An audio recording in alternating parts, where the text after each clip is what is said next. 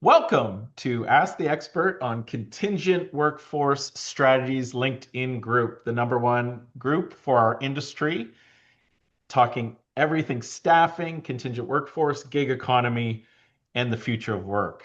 I have a really cool topic today and a good group of people to talk about it with lots of experience. And it's talking about why staffing firms and talent acquisition companies should think about partnering with VMSs and helping their clients implement VMS solutions. And I've got a crew from SimpleVMS to talk about that today. I've got Casey Wagonfield and Rob Geist. And Rob, you've been in staffing for a ton of time, then saw, hey, how can we help staffing be more strategic, and have been in that business in the VMS industry, helping staffing firms implement VMS solutions at clients for years. And Casey, you actually were on the staffing side and a user of VMS solutions, aka one we're going to be talking about today and where you're from, and really took it up a notch in working with clients. So we've got real hands-on practical experience in this topic today, and I think it's a really good conversation because as the world continues to automate and need technology to help them organize their workforce, thinking about this on the vendor side makes you more strategic. So thanks, guys, for taking time out of your schedule, and thank you a million for coming on the show. Um, so the whole idea, staffing has always been, hey, I'm going to help this company find workers, and vice versa. I'm going to help these people find jobs, right? And very transactional and, strategic in the sense that overall, when you help people companies find workers to get work done, that's quote unquote strategic. But when you multiply the vendor community by 1,000, it's hard to differentiate yourself. And clients struggle as they hire more and more contingent workers with the transactional model when you think about onboarding, sourcing, onboarding, and paying. And so, why is this topic so timely to start thinking more strategic? Because in the past, staffing had often seen it as a procurement function, coming in and squeezing market margins, disintermediating you from your clients, etc. And so, why are you seeing this trend towards being more strategic and helping implement technology?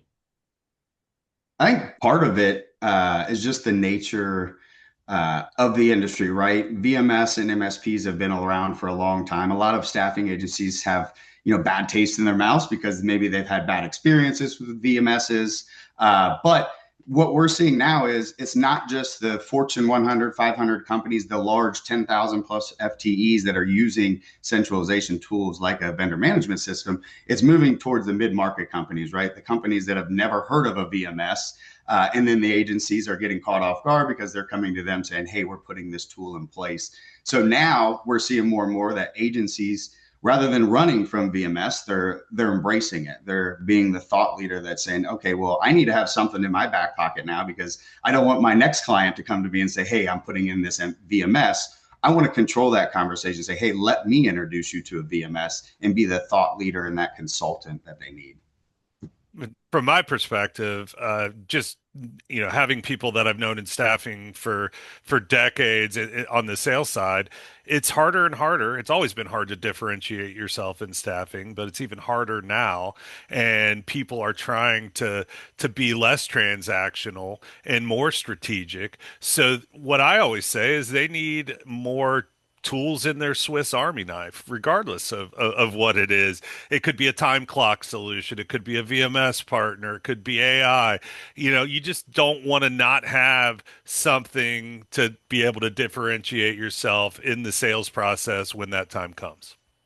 Yeah. Well, it's so important. And like you say, as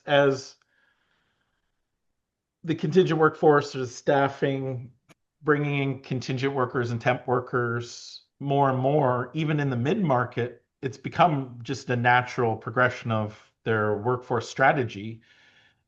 Being able to have those conversations on how to optimize that and optimize that whole process of finding those workers to onboarding and managing them is a strategic conversation versus, hey, give me a rec and I'll fill it.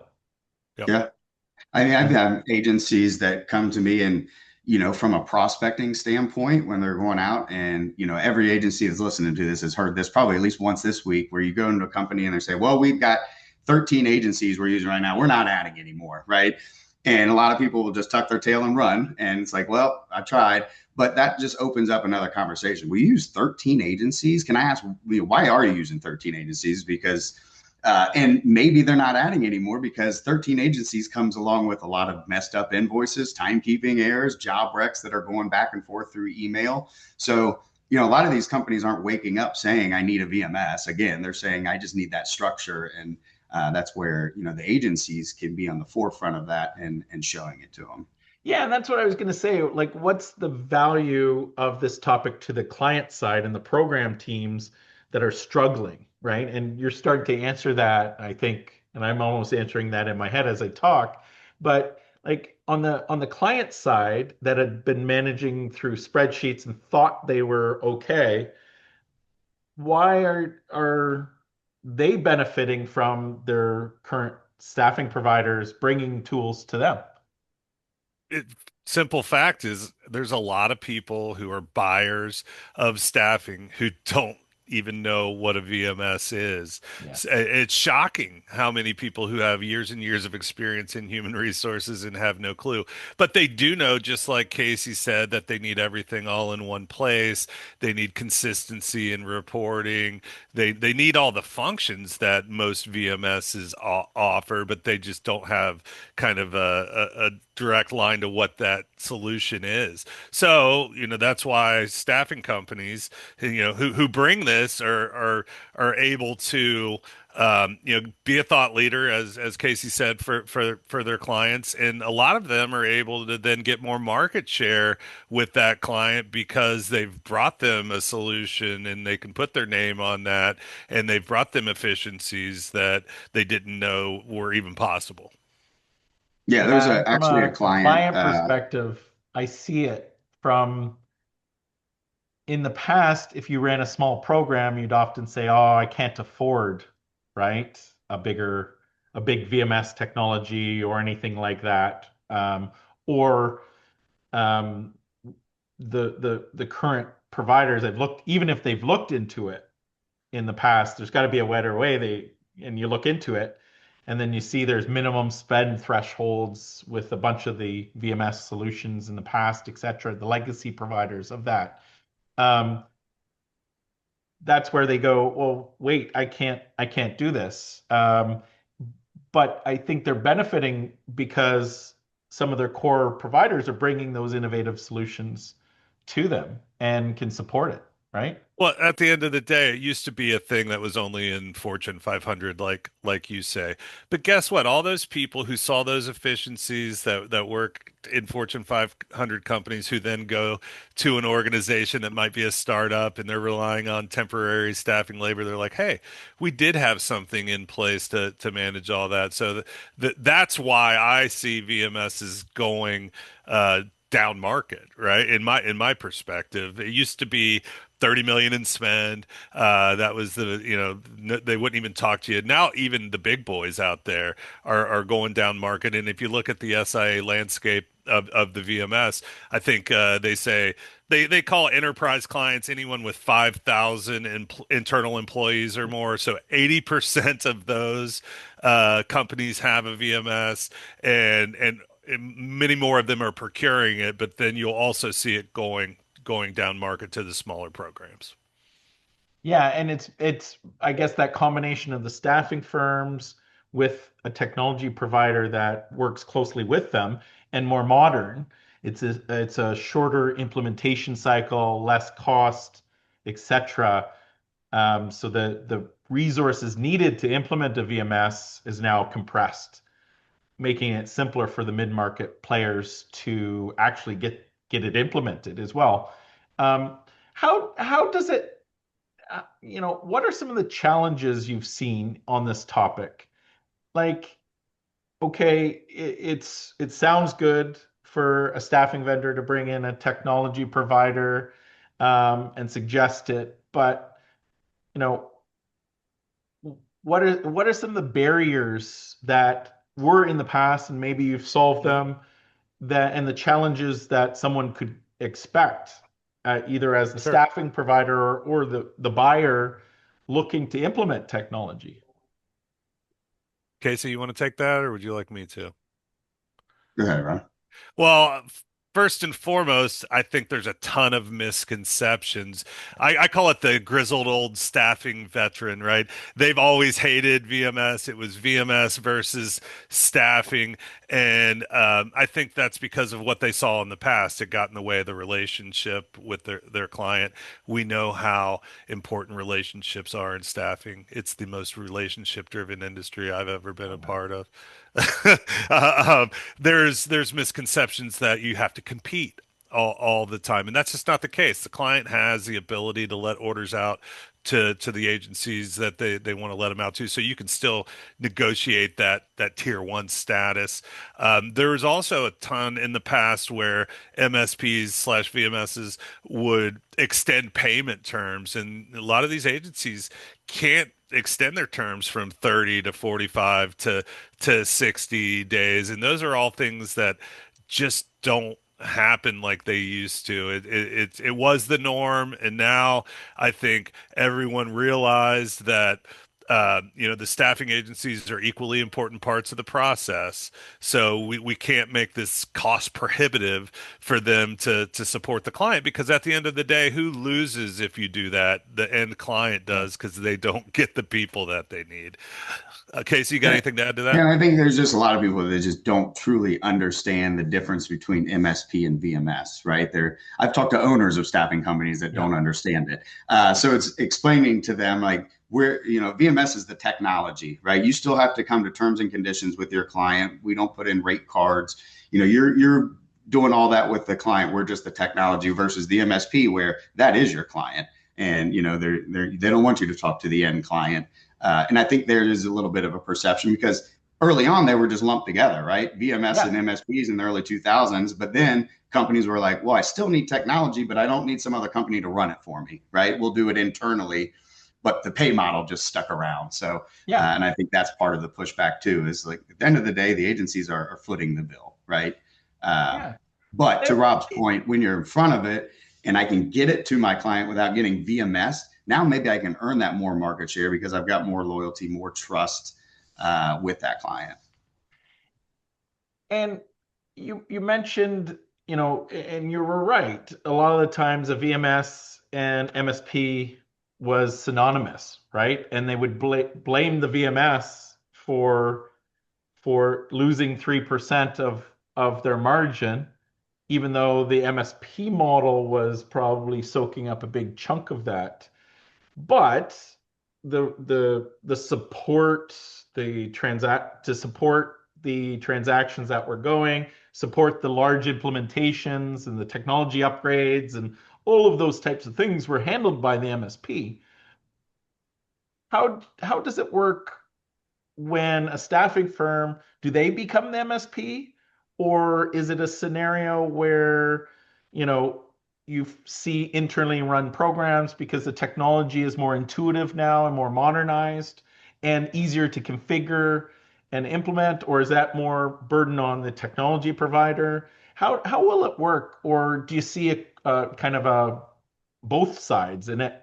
You can implement with an MSP that's external and the staffing vendor can be the MSP, or are you seeing the referral of the VMS into the client and being a strategic partner saying, hey, you probably should centralize your program and use technology to automate things, make it easier for everybody in the thick of things, and then it's implemented internally. Um, that service component that had always been in big enterprise implementations, how is that handled? For me, what I see is it depends on the industry. You get into the highly transactional, light industrial space, it's with shrinking margins, it's harder and harder for a managed service provider to show their value and to also make enough money to make it worth their while. So I'm seeing a ton more self-managed programs in that space, right? Clients are saying, "Hey, we want to have relationships. We know how transactional this is. We want to give our suppliers feedback so they can properly staff for us, and we don't want a middleman in the way." Now, there are exceptions to every rule, Jeff. I mean, you get up Yeah. into the mega enterprise, then people are going to do what they want to do.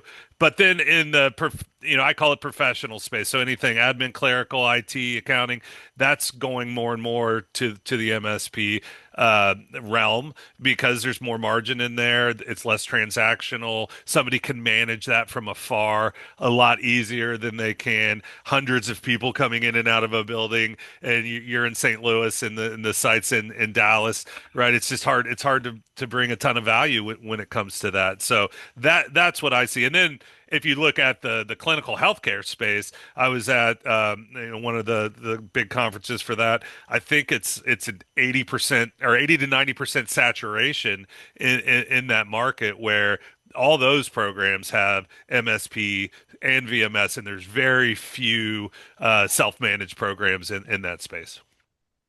Yeah, and Yeah, his point, I and think the so reason we from don't a see oh, as go as ahead, many, Casey.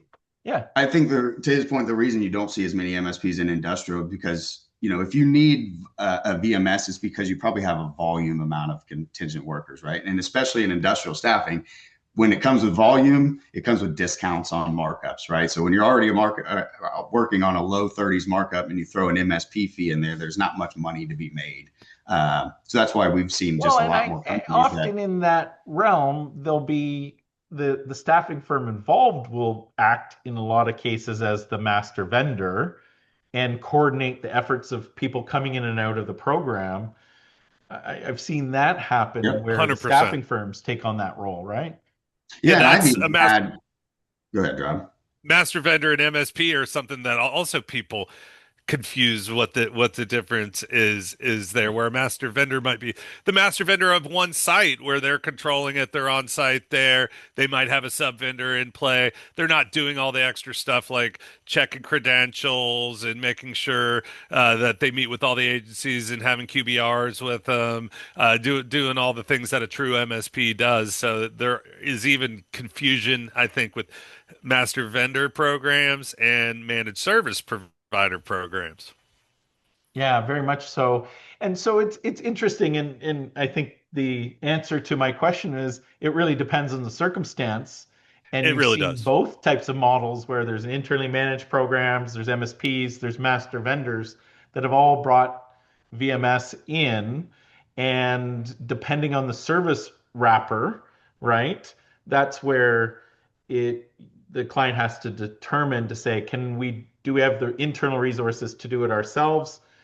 Yep. Is our vendor either as an MSP or our staffing vendor that's suggesting capable of helping us implement the technology and then manage a program for us?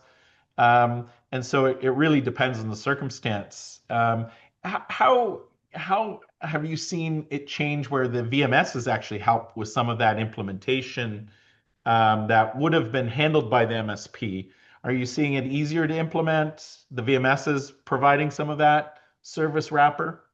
I think that's where you have to decide what partner is the right partner for you, just like evaluating any software you're evaluating in your tech stack. Some VMSs are, very full service and they'll help with that implementation, and some are very self service oriented, and that's where the staffing supplier who's out there looking for a partner has to evaluate what's more important to them. Do they want somebody to help them through the process and maybe be a little bit more expensive, or do they want a standalone self-service program where they can kind of take more of the top line because they're doing all the work, and you really have to dig in. Just if you were buying a CRM or an ATS or an AI platform, there's all those options are out there, and you got to find what fits for you. I think it's super important. So, like thinking about this, and I think you've made it easy for me to ask this next question because you've said some of these best practices, right? Like you've seen a lot of implementations where staffing firms have brought forward a VMS. Casey and Rob, you being more on the vendor side, working with staffing firms, and and Casey, from your perspective, you were in staffing and looked at implementing VMSs to be more strategic with your clients.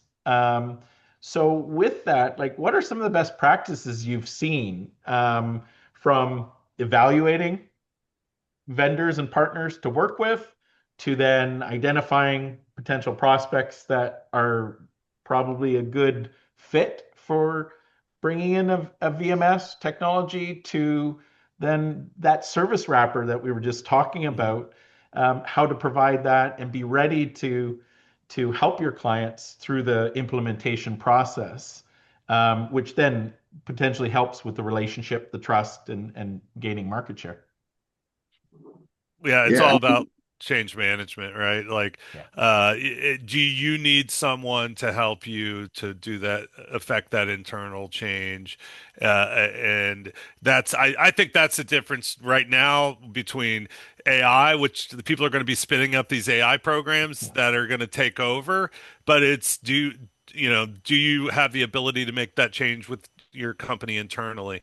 And then who needs a VMS, and what kind of clients are looking for it. It's anybody who's got all the pains of having multi-vendor environments, dealing with different suppliers, dealing with a workforce that's all over the place. Anyone who has that, and those are the people that actually see the most benefit. The more complex and the more complicated your program is, the more benefit you'll see from the VMS. Casey, what were you going to say?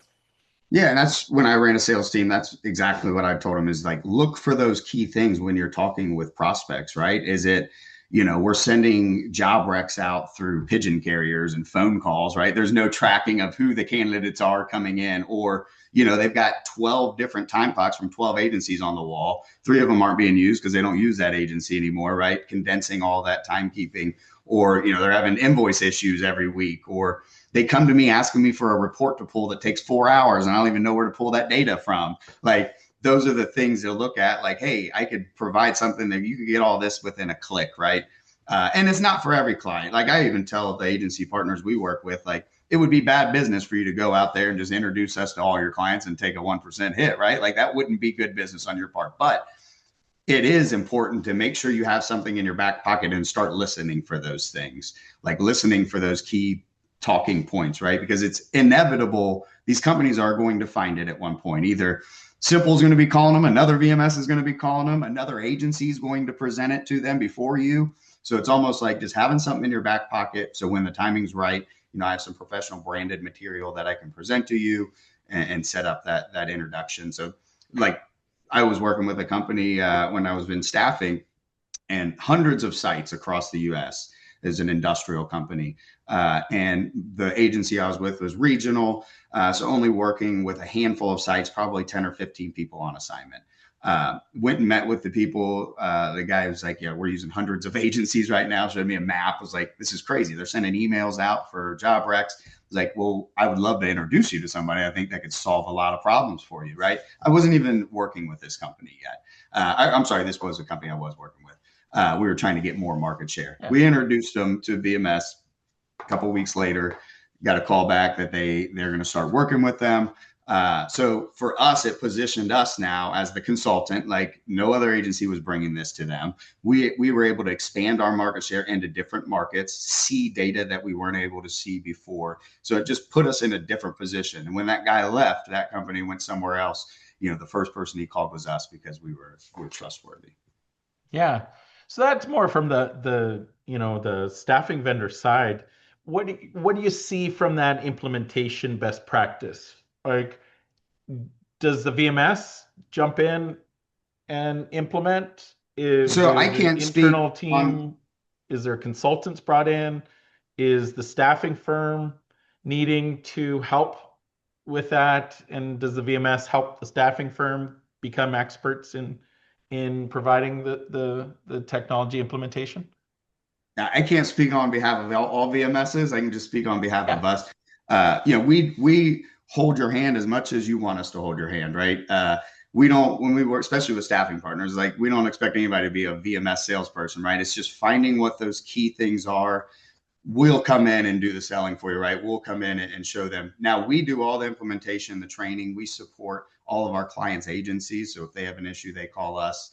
But yeah, we do all the implementation, integrations, trainings, and support of it ourselves. I can't speak on behalf of everybody though. Yeah, I Yeah. recommend having a VMS that does the implementation because they're going to know all the I don't know what I don't knows to help you get that thing drug across the finish line. And that's the goal. It's getting it up and live with minimal interruption to your business. Yeah. That could be a pilot and then replicating it from there.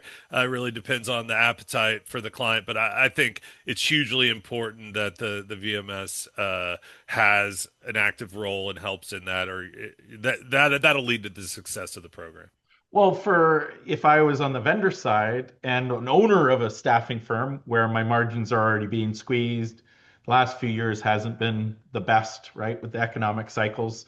So if I'm going to be more strategic, I'm thinking, oh, sugar, I'm going to have to invest in MS, hiring someone that has MSP experience, VMS implementation experience. So they see that as an investment or a cost structure.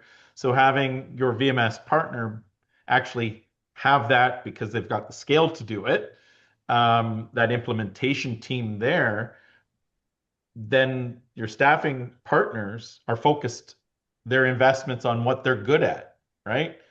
Recruiting, finding people for their clients versus implementing technology, right? So having your VMS partner be very light, Yep. um, light touch on their behalf or light responsibility makes it a lot easier to refer and partner with a firm. So that's actually very interesting, which is different than what the legacy providers typically come in. They'll come in and either need an integrator and a Yep. consultant to come in and help with the implementation, or or say, oh, we only work with MSP partners or Yep. larger staffing firms that Yep. have that overhead built into their program and um, have that capabilities, right?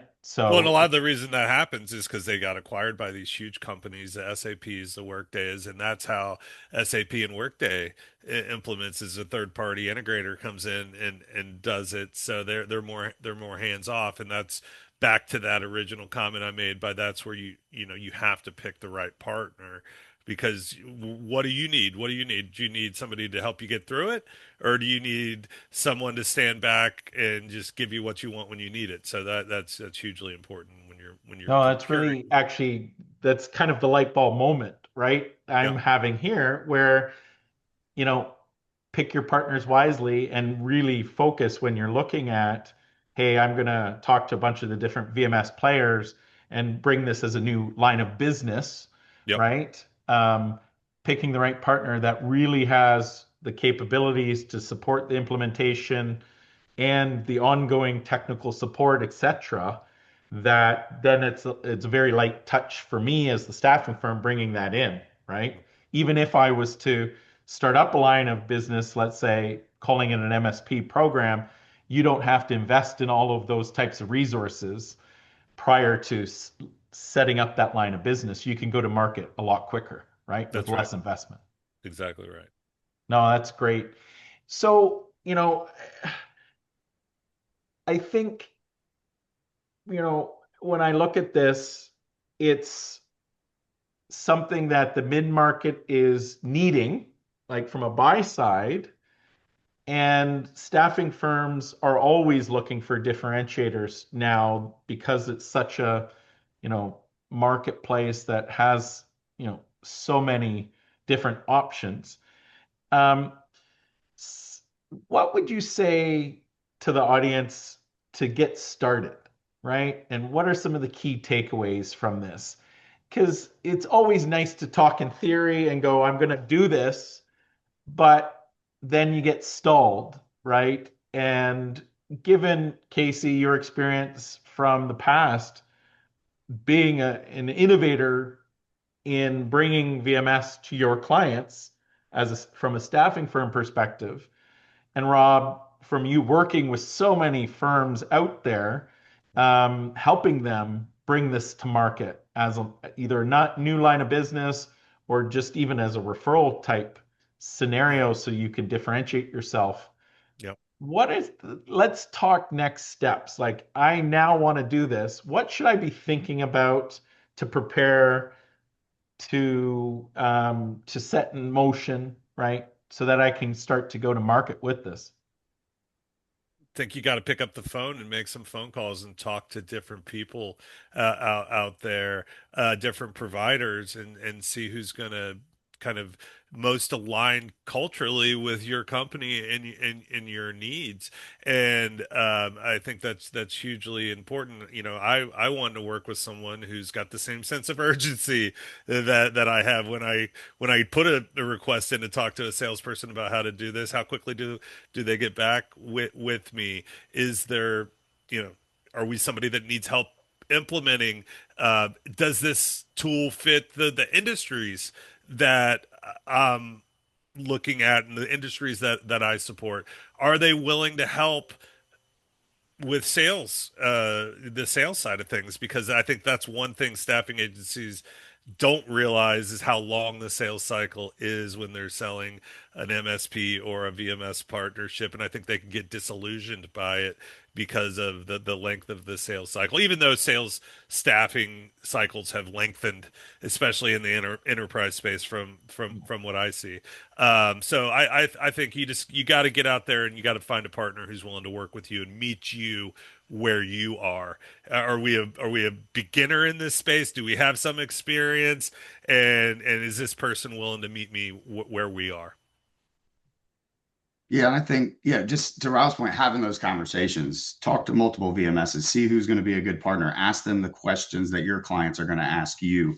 But from a staffing perspective, too, everybody's got to be on board. So I don't know, we've had lots of conversations with the staffing owner, but that doesn't get relayed to the business development manager. So nothing ever happens. Or the business development managers are all on board. They see the value and they want to bring it to prospects and clients, but the owner's not, right? So seeing the big picture of, and I think that's half the battle, is just seeing the big picture, right? VMS isn't going anywhere. We can either get VMS or be prepared and have something in our back pocket to bring to our clients. And then finding a VMS too that is going to not just support you, but help you, whether, financially, and help you grow your book of business as well, whether it's within that VMS's client base or helping you get your foot in the door with new companies that you're trying to go after. And look at fees too. That's something, especially as you're evaluating a VMS partner, is what are the fees that are involved? Am I going to have to pay implementation fees or any other type of integration fees? So just some different types of questions you'll want to do as you do your due diligence and trying to find the right partner. No, for sure. So it's really preparing you're getting your head around evaluating your partners, and from a go-to-market perspective, understanding your client well and what their needs are so that you can make that match, right? Yep. And what I like to do too is a lot of our very involved strategic staffing partners, we have monthly calls, right? It might only be 15 minutes. Sometimes we don't have it if they have a meeting, but it allows us to stay top of mind too, because a lot of times it is out of sight, out of mind, right? When I was a partner from staffing, 6 months would go by with nothing, but then two things would just hit all of a sudden, right? And then, so it's just staying top of mind. and having those conversations. And that's really when the light bulbs start turning and things happen. Oh, very cool. So thank you guys so much for being on the podcast. It's been um, amazing to start to see the trend of this, right? And my background, of course, was always thinking to be more strategic with clients and how to, and it helped gain market share, right, with those clients by providing great value and helping them manage programs versus just providing bodies. And so, as technology has progressed and innovation has happened, it's fascinating to see that now companies can implement this and benefit from that, the innovation brought to that. And then on the vendor side, vendors can act more strategically and either gain market share or be a better partner. And I think that's the key thing.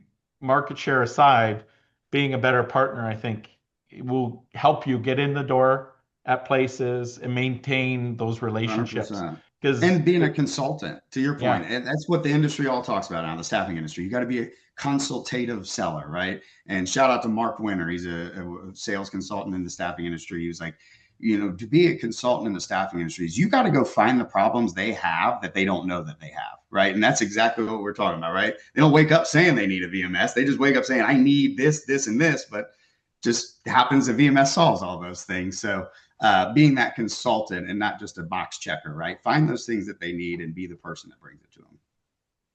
for sure. Well, again, thanks so much for taking the time out of your day and talking about this topic, because I think it's important, as the next phase of staffing. There's always different ways and challenges and ways to solve that. And I think thinking more strategically is really important. Agreed. Well, we appreciate you having us, and we love being a sponsor of the Contingent Workforce Strategies Group, and love to see the growth of it. And we'll keep doing our part. Awesome. Thanks again. Thanks, Jeff. Appreciate it. Thanks, Jeff.